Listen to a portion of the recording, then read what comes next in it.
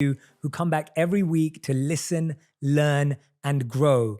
Now, you know that I am so deeply committed to wanting to serve and support each and every one of you.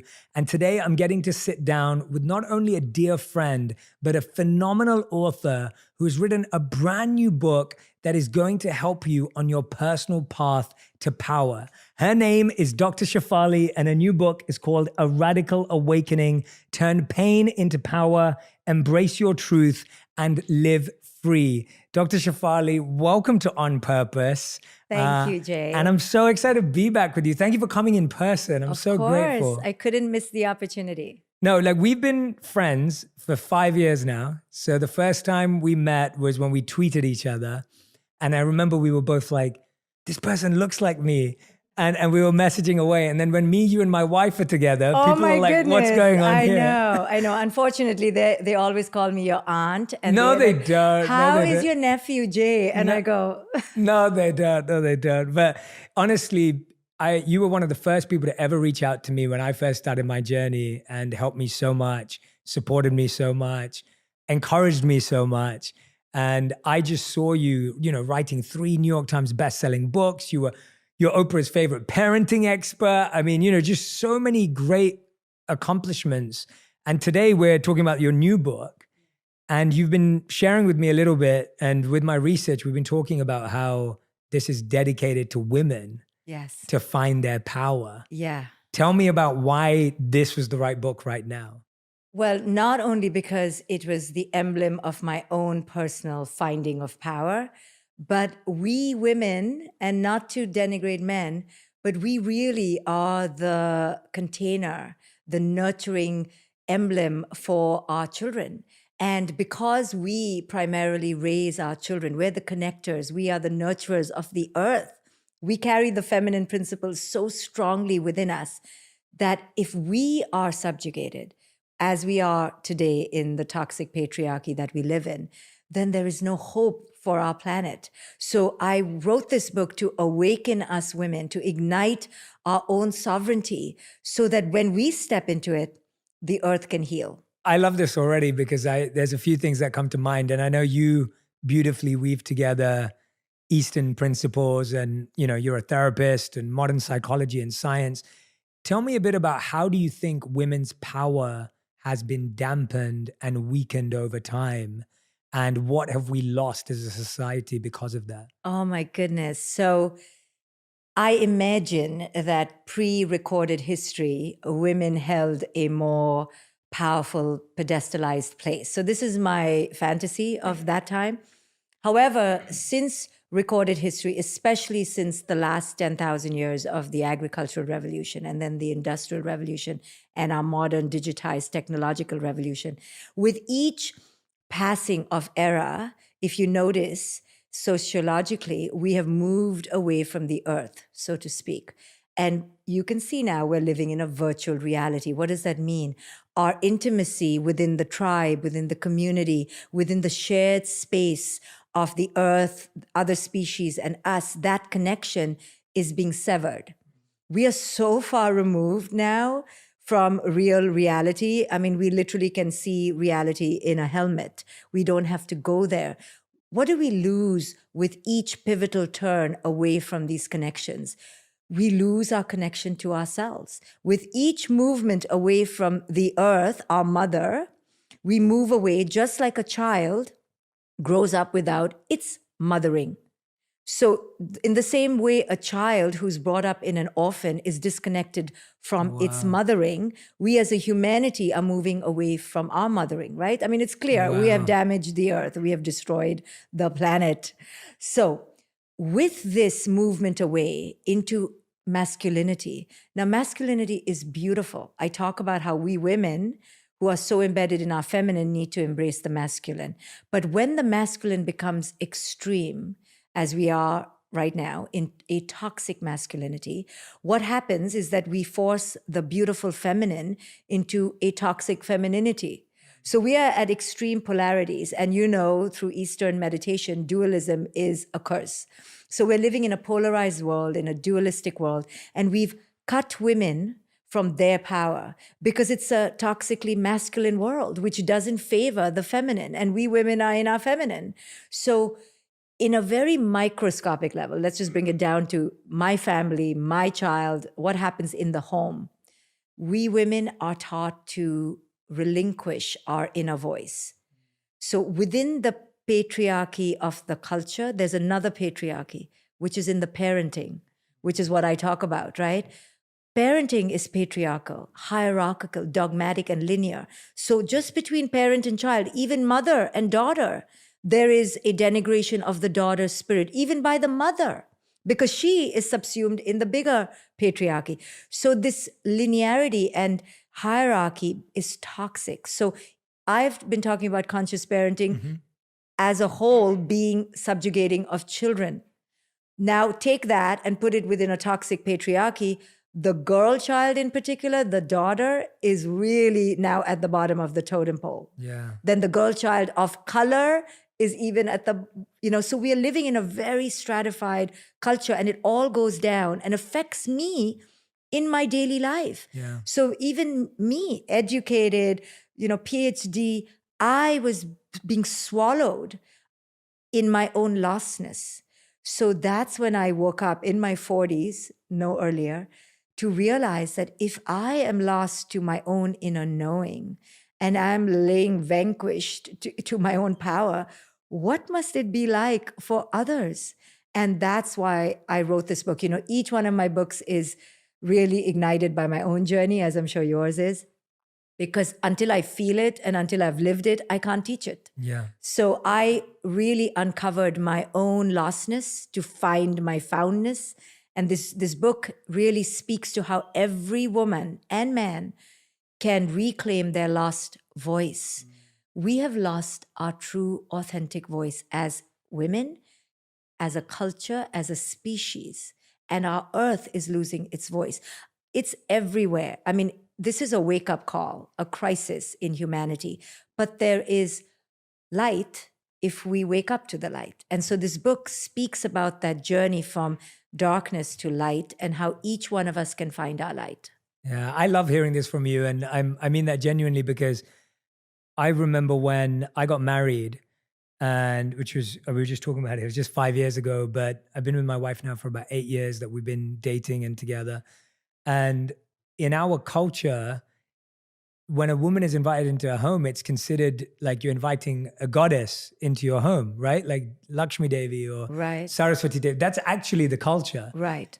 And that's actually the mindset, is that you're actually allowing this abundant goddess to come into your home. Right. That's what it's meant to be. Right. But often it's not translated in that way in actions and behavior. Yes. And I know that in my own way, I can tell that when I've allowed and when I've worked with my wife to allow her abundance and to allow her to be her best self and her true self, it's like the most beautiful bond you can experience.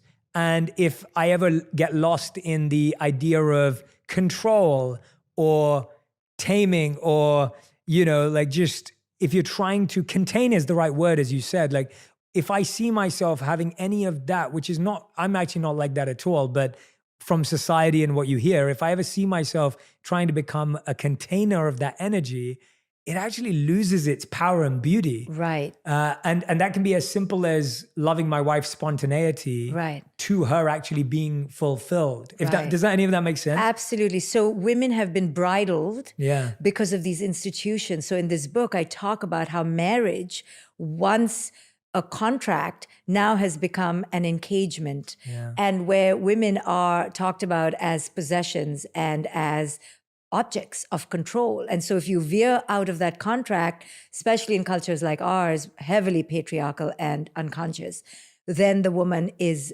really derided. And so she's lost. So her only two options are to suffer and stay, or to face ostracism if she defies the norm. Yeah. So institutions that we have created under this toxic patriarchy have begun to encage us. And until we reframe what marriage really means, and, I just went through a divorce, so I had to reframe what divorce meant and the fears that came about because of my fear of ostracism. really challenged me and made me realize that we can't do this to our women. We are not property, and we need to be allowed to be unbridled in our power to live free. So these institutions are designed for ownership and possession and control, including parenting, Yes. including education. All these institutions that we've created suffocate the true spirit. And with the demise of the authentic self comes the demise of each other, and then the demise of the earth. What is done to us, we do to others. Absolutely. I love how you were speaking about at the beginning, like Mother Nature, and how that disconnection is the disconnection from the feminine energy. But also, even as a man, when we're suffocating that energy, Yeah. we actually also don't get to experience it beautifully and deeply and wonderfully. Right. Right? Like that's from looking at it from a masculine perspective. It's like if I'm stifling or suffocating feminine energy, then I actually don't get to experience the essence of how amazing it is. Right, because in order for a traditional male, to allow his feminine wife to be blossoming in that energy, and to have and the woman to have masculine energy as well, takes the man to now explore these aspects within themselves. Yes. So that is threatening for men who don't want to do the inner work, and they don't want to touch the vulnerability that brings. So they now get denied from that beautiful process of growth themselves. So this book really is not only an invitation for women sitting on their couch right now, feeling dislocated in their lives, feeling disenfranchised, feeling scared to open up to their power. But in doing so, they now challenge the men in their lives to now integrate themselves. Yeah. Let's talk about those women that you're just mentioning. I'm sure a lot of them are listening to this podcast or watching us right now, and they're listening to you and saying, Dr. Shefali, I'm in one of those marriages right now, or I was raised in that way, or maybe my parents still control my life and make my decisions for me.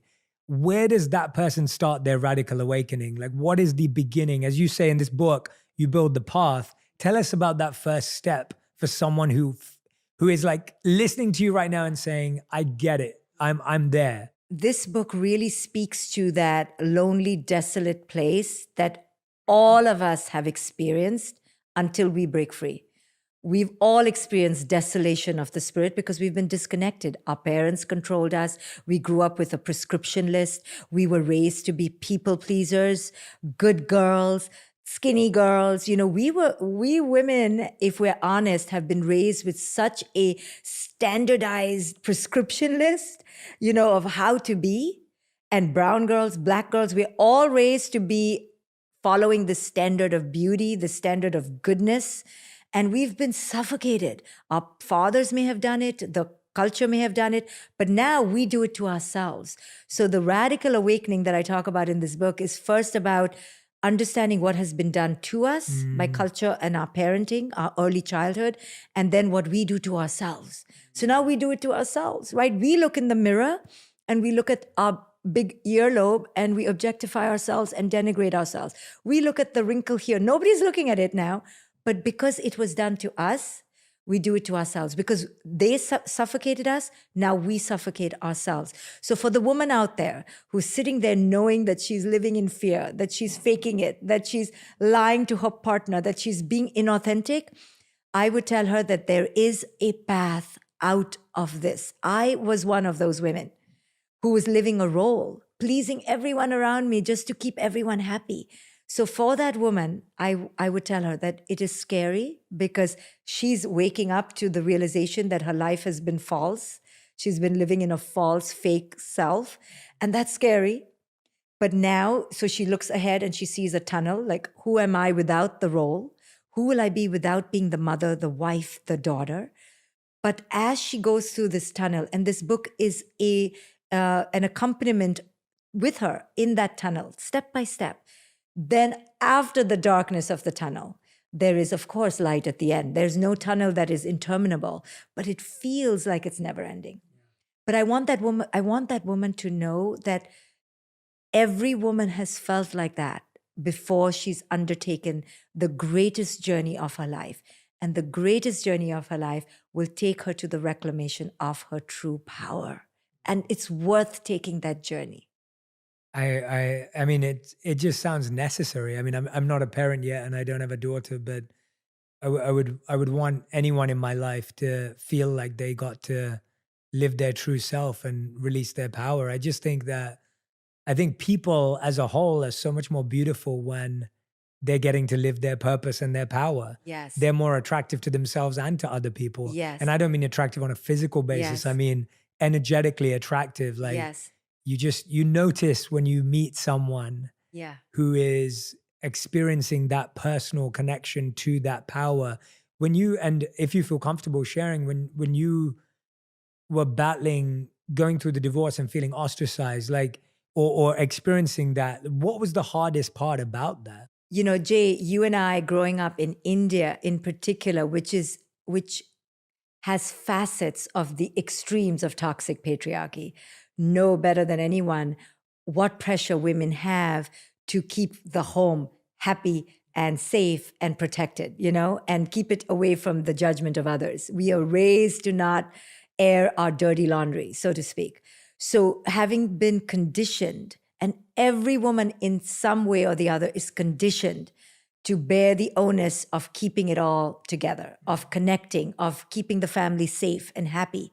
So when a woman dares, like I dared in my imagination, to step out of convention, to break the mold, to step out of the box of my 25-year-old relationship, the first and immediate fear is, of course, how will I be loved? How will I be validated? Will I be ostracized? What will other people say? Because we've been conditioned to be tethered to the opinions of others. So the first thing that comes up when you want to be yourself is the battle between yourself and others.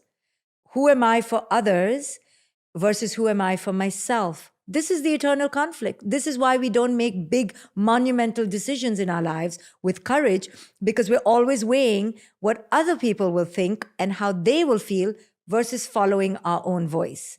So, how do we negotiate this conflict with compassion, with consciousness? So, that was my second challenge. Okay, I don't want to do this with anger and unconsciousness.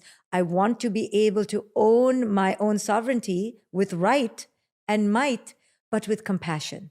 So it took me 2 years to negotiate this. You know, we don't want to be impulsive and reactive. We want to process. So I wanted to process, why was I playing a role for so long? What was the purpose of my role? So my role in my life was to be the savior, to be the ultimate, you know, good girl, to follow the way. And in that, I lost myself. It was not anyone's fault on the outside. It was not even my fault. It was just my conditioning. So women out there should not blame themselves or shame themselves or blame their partners. This is about the awakening of the self. So you have to go through this period of living asleep to wake up. So my fears were about battling the conditioning versus the evolution. And conditioning is always suppressing the authentic self, and the authentic self is longing to come out. So how do we negotiate that? So it took me 2 years of arduous inner work, because I loved everyone in my system, in my old system. I didn't want to just discard them. This is not about discarding anyone. This is about truly divorcing the inauthentic parts of our old life. So that's what I was divorcing. I wasn't divorcing my partner. I was divorcing my own inauthentic self. But culture doesn't have room for that. You know, it says that you're shaming yourself or you're failing. So I had to negotiate those labels within my own being and come to the realization, I'm not doing anything wrong. I haven't failed. I'm actually speaking my truth. So I was getting married to my true self and divorcing my inauthentic self. And that's what marriage and divorce should be about. Yeah, absolutely. So well said. Thank you for sharing that, by the way. I really appreciate that. And I hope it's going to help a lot of people listening, Yes. because Yes. it's such a strong attachment to that conditioning that feels like that's the right thing and that breaking that is the wrong thing. And especially in the traditions that we're speaking about, when you start identifying those fears, and you beautifully explained that, like 2 years, can you imagine? I'm just trying to imagine living with something fearful for 2 years, working through that conditioning. what keeps you motivated and inspired in that arduous 2 years of fear, of judgment? What keeps you going at that time? So all my work has been about claiming the authentic voice. So when I finally woke up, I didn't even know I was not authentic. I was as authentic as my consciousness allowed. And you and I speak about the consciousness quotient. We need to understand that all our quote unquote mistakes in the past were made under a certain consciousness quotient. We should not bemoan or regret or have guilt. So you don't know what you don't know. And until you wake up, you don't know you're asleep. So I didn't know I was asleep till I woke up. The minute I woke up to the fact that I may have been inauthentic and I need to now fly to a different space within my being, what kept me motivated was that goal.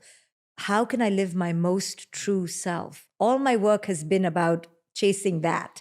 So I had to really look at, am I able to now hold myself to my greatest standard, which is, am I living my true self or am I living a lie? So I did an exercise, and I think people could do this at home, We'd love that. where I committed that I would pay attention to the things that would come out of my mouth. And if in any way it was in the role of good girl or pleaser or being fake because I wanted to avoid conflict, I wouldn't speak. Wow. Okay, so I Wow. began observing. Wow. Let me see how much is a lie. And I literally couldn't speak because everything was tethered to the other person's desires.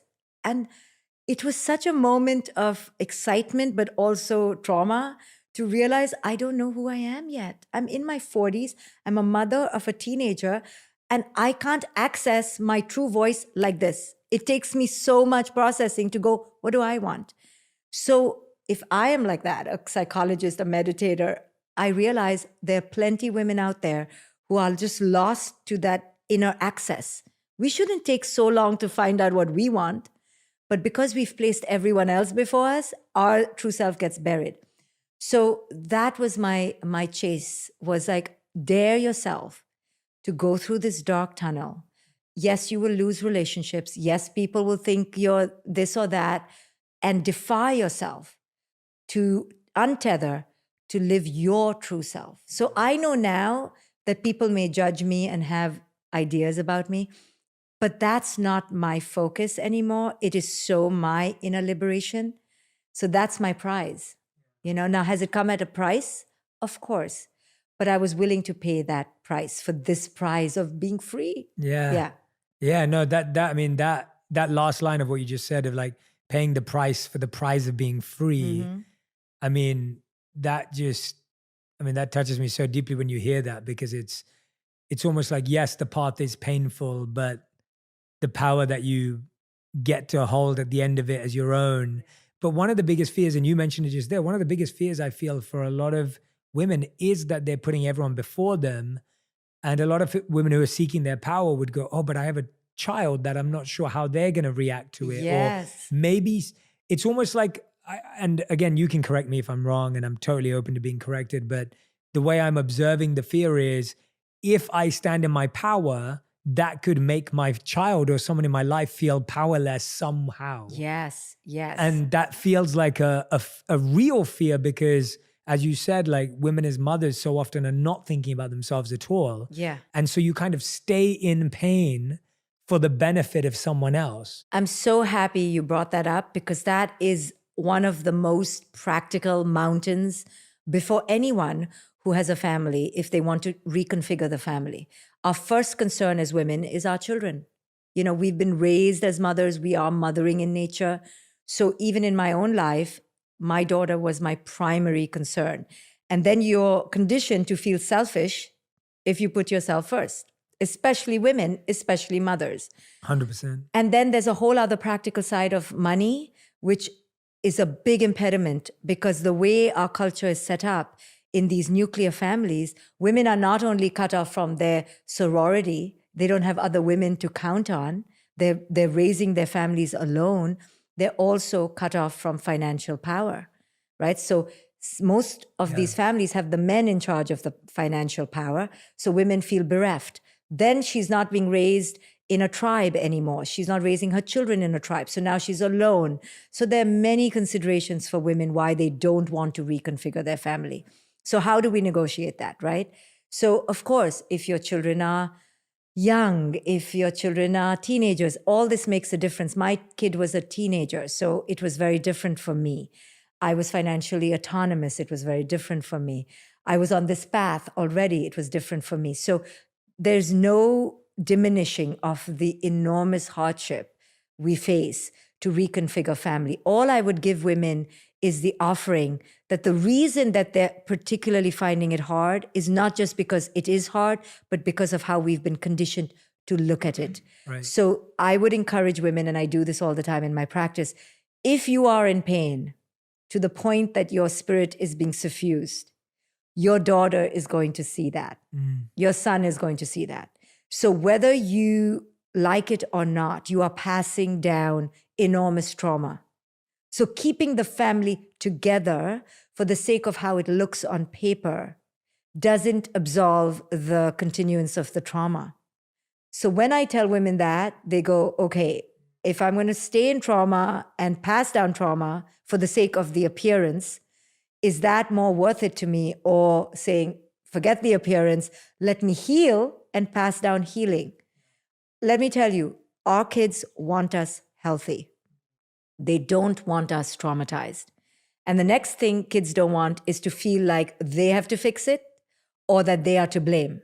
So if you arrive at wholeness without giving your kids this, your kids are going to be okay. Now, is it what they desire? No.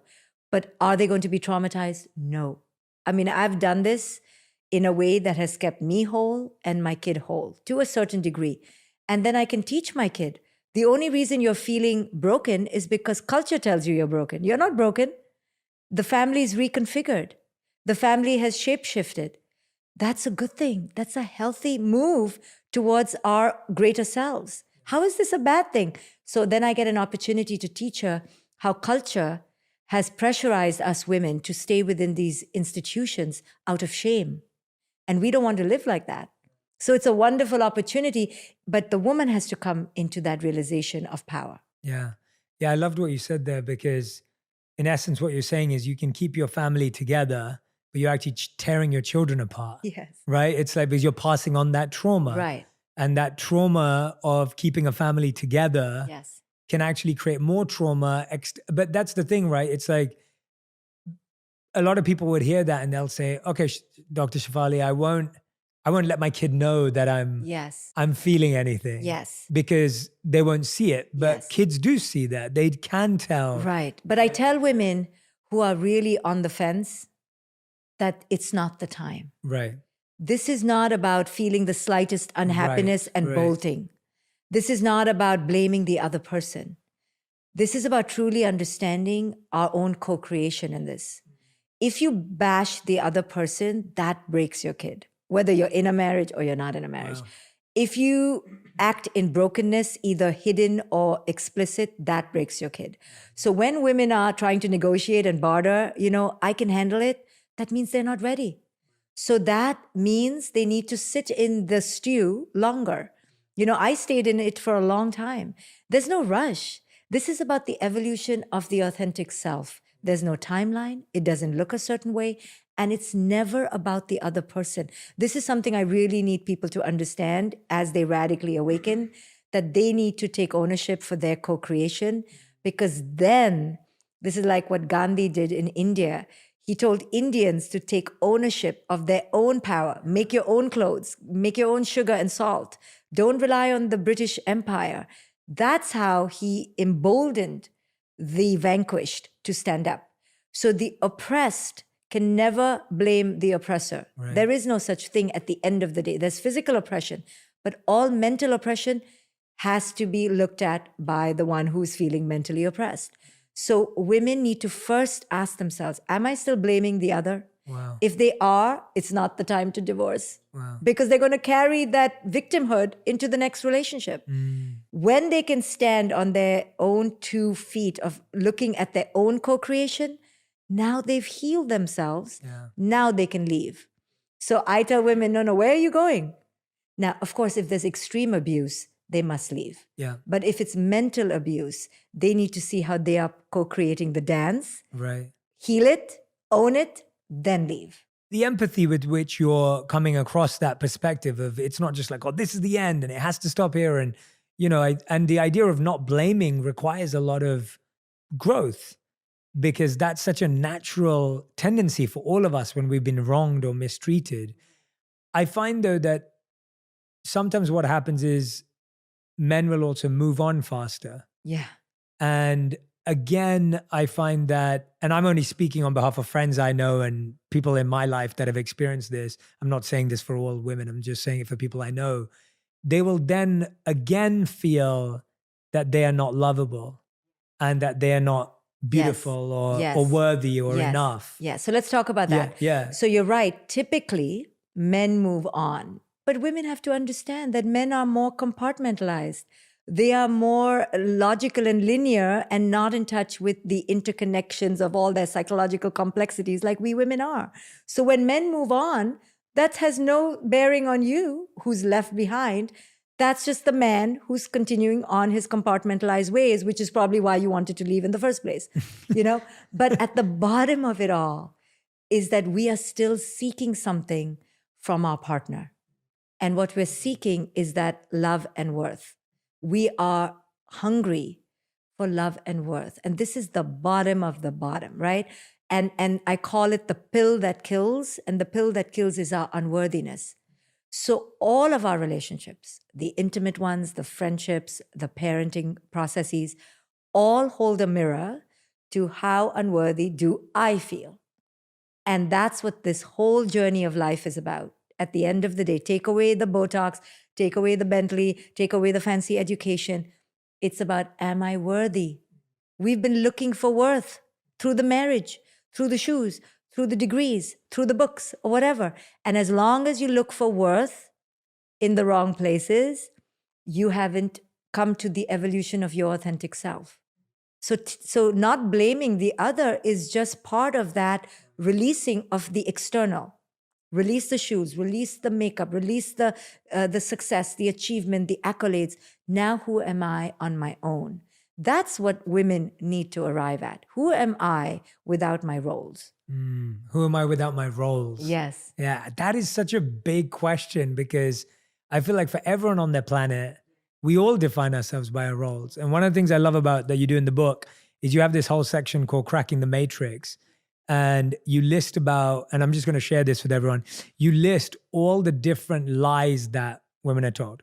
And so here you have multiple chapters: lies about love, lies about marriage and divorce, lies about our sexuality, lies about motherhood, lies about beauty and youth, and lies about niceness. I wanted to go through some of the lies because I think that it's fascinating, because I think half the thing is being aware of the lie. Yeah. And most people don't even know that they're being lied to. Exactly. So when it comes to, I would love to hear, let's start with lies about beauty and youth. Oh my goodness. Because it's the biggest. I feel that's one that our generation, my generation, the social media, Instagram generation experiences the most. What are the lies about beauty and youth? That we need to be beautiful in a particular way, and we need to be eternally young. And let me tell you, culture has done a number on us, but who does a number more on ourselves than ourselves? We excoriate ourselves. We whip ourselves. Like, you don't know what we women do when we look in the mirror. You have no idea as a man. I agree. I definitely don't know. Yeah, you just show up. And the things that go on in the dressing room, that is the female side of the stage, in our talks, you should see what's happening in the female side. Wow. Now, who's doing that to us, right? We have done this to ourselves. And I get it, because it was done to us. We were looked, and we are objects of great beauty and desire, but we don't want to be objectified. And now we've internalized the objectification. So what was our nature? All females are the ones that the males run after in the animal kingdom, right? Because the males want to spread their sperm. Part of nature. It's part of our biology. But what culture has done to us now is that it's told us we can only be desirable if we look a certain way. And it is a whiteified standard of beauty. It's changing now. But for the most part, when you and I were growing up, you know, in India, the most famous cream was called Fair and Lovely. Yeah. Fair meaning white, okay? Yeah. Like they use the word fair for white. Yeah. So it's so heavily laden with whiteism and patriarchy that we women are now oppressed by this idea of beauty. So how do we break out of it, right? It takes all of us to not wear makeup. It takes all of us, and we're not only now wearing makeup. I mean, makeup is the most mild thing we do. Now we're altering our faces. We're disguising our buttocks. We're, taking the saggy jaw. We are out of control. 20-year-olds are going to Botox clinics. So now with every passing decade, the standards are becoming more animatronics, more perfect and tweaked and curated. And the more the technology, the more the subjugation. So we women have to rise together, and all of us have to agree, because that one woman who ruins it for us, like we've all decided to wear jeans and then she wears her stilettos. Now she messes it up for the rest of us, right? We went for the school drop-off in pajamas, but then that woman wears her, hair all made up. Now she makes us feel bad because we feel bad. We women now compete with each other. And each time we compete with each other and up the other, oh, you just got your breasts, I'm going to get my butt. And then I'm going to get my underarm. And then I'm going to get my ears. Each time we do that, we don't realize, not only do we not stand together as sisters, we genuflect on our knees to the patriarchy. We've given you men so much power by competing with each other. We need to make men in general, and I talk heterosexual, used to the idea that we are going to grow old, we have wrinkles, we sag, and we're not perfect. The more we feed into the idea of perfection, we feed into patriarchy. Because who suffers in front of the mirror? We do. Who gains? You do. The men do. So in our own way, by oppressing ourselves under insane ideas of perfectionism, we give our power to the patriarchy that we complain about. But listen, it takes a lot of courage. I'm talking a lot, but I wanted to make sure my hair was okay. I wanted to make sure I looked all, fabulous. So I fall into it myself. I'm not going to pretend I am not falling into it. I'm going to watch it though. I'm going to watch how far I go. I have ideas about I can wipe away all my wrinkles. Let's do it. But I watch it. I don't indulge in it. I watch how that voice is my internal oppressor. And then I talk to that voice and I go, no, a few wrinkles is good. It's good. You are growing old. Why do you want to look like a 20-year-old? Shefali, you're approaching 50. Accept it. So I have a dialogue. I want women to engage in that dialogue and not rush to mutate themselves, because when they do that, they deny who they are right here, right now. I am a 50-year-old woman. I'm not ashamed to say it. I don't want to fake it anymore. So when we women can, it's not easy, okay? Now I just said I'm 50, now I'm like, oh. but we have to do that. Yeah. So that we don't pretend. Yeah. I don't want other women to look at me thinking, oh, wow, she looks so young. No, I don't look young. I have wrinkles all over the place, cellulite all over the place. Now I'm going to say it on your podcast because I want women to embrace all the sagginess and stop making yourself perfect for men or for your partner. Nobody deserves perfectionism because that's an ideal. It's an illusion. You're faking it. So don't give it. Don't pretend you can even give it. It's not something to be given, and no one deserves it anyway. Yeah. That's beautiful. Thank you again for You're just welcome. and I appreciate you just know, but I know what you're saying. You're not telling people to not dress up or not look nice. Sure. That's not what you're saying. You're just saying that if you're not observing where it's coming from and why you're doing it and what the intention is and who is it serving ultimately. And how much, Jay? And how much, How much? Yeah. I mean, there's no end. There's the knee, there's the mid-thigh. Yeah. I mean, you've seen women. It's like now we are buying product to make ourselves something other than who we were naturally. Yeah. And by doing that again, we disconnect and we actually feel more insecure. We think it's that nice butt is going to make me secure. It doesn't. No, it doesn't. Yeah. Because it's a void of unworthiness that can never be filled by injections or by people. That was so powerful. That was beautiful. I mean, that's just one of the lies that we dived into. That was so powerful. Tell me about the lies about niceness, because I think that's one that a lot of women are struggling with right now in the workplace, even on camera in interviews. I know there's been a lot of interviews that I've been seeing viral, old Hollywood interviews where celebrity actresses were mistreated on talk shows, but they continue to be nice. Oh my goodness. To the man who is mistreating them in whatever way. And you can see them squirming. Yes. But she can't say anything. She can't say anything. She can't stop him. Because it's his show. Yeah. Right? So we girls have been raised subliminally, subconsciously, to understand it's the man's show. I remember going to the dentist when I was in India, and the man literally kissed me inappropriately, touched me, but I was like, it's his office. I didn't say it. I didn't say a word of protest because it was his show. So we are raised as young girls to let men have their show, let the show go on, and you just be quiet. And that's the myth about niceness. And boys don't have that. Boys are encouraged to be rambunctious and, he's so naughty and let him talk. He's a boy.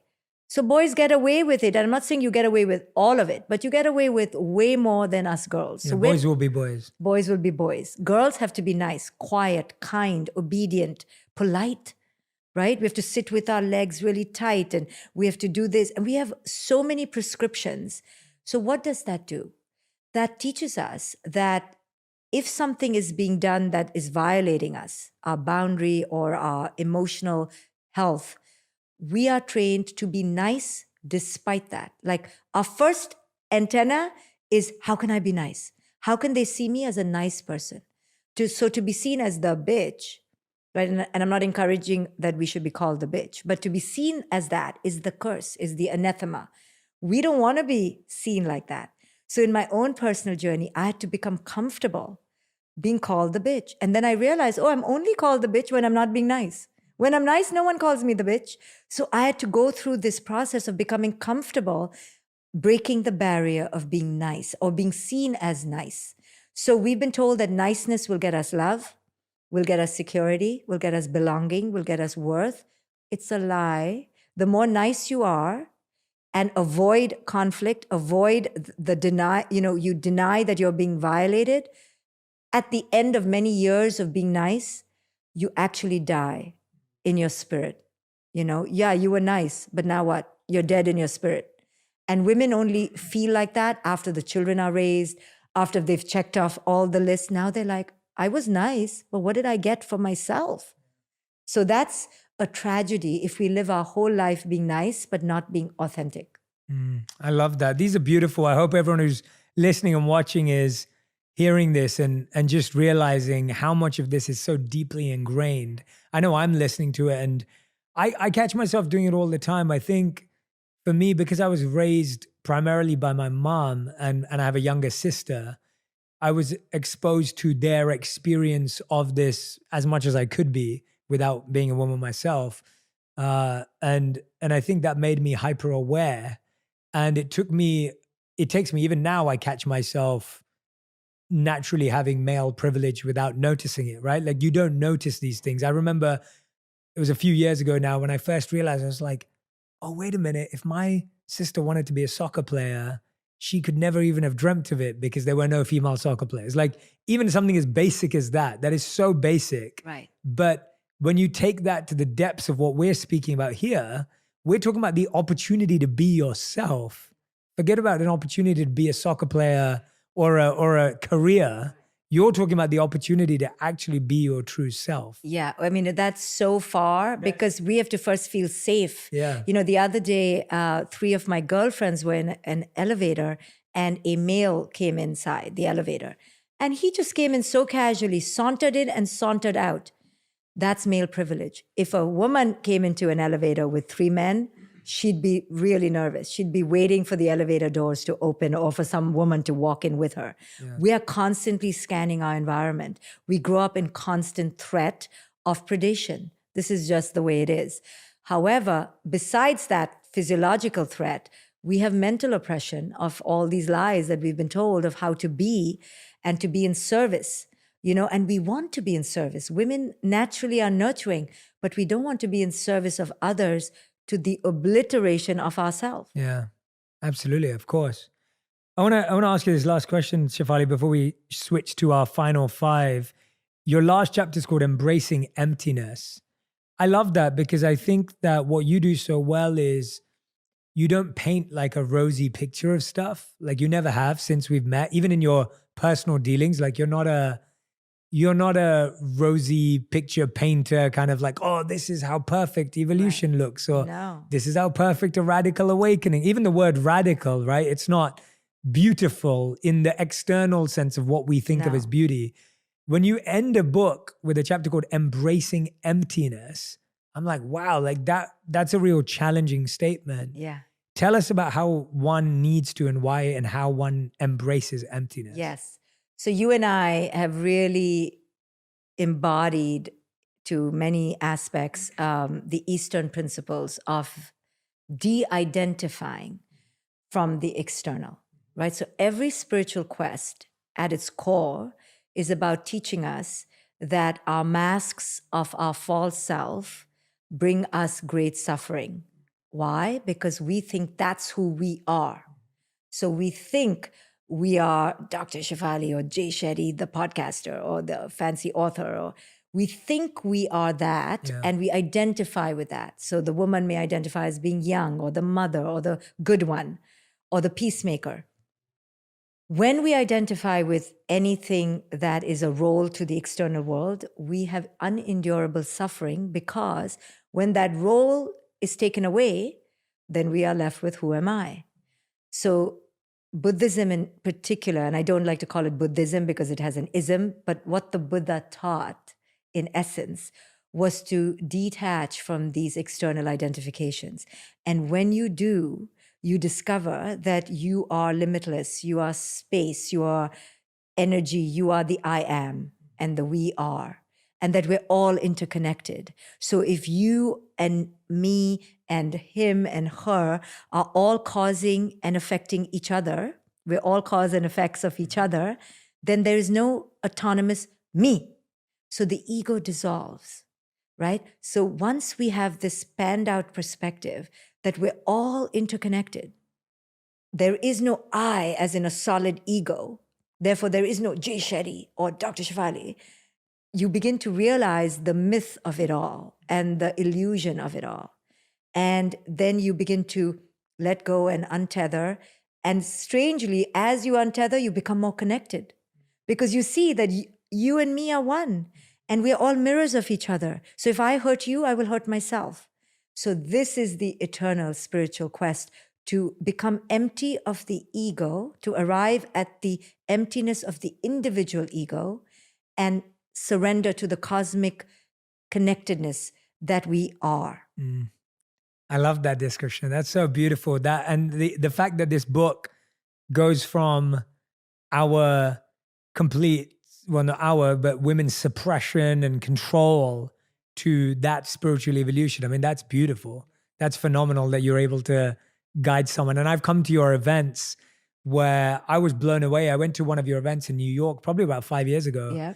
And there were people that came on stage to share their journey with you. And it was unbelievable to hear people just like talk about how you had privately helped them either through your practice or through your books and your work.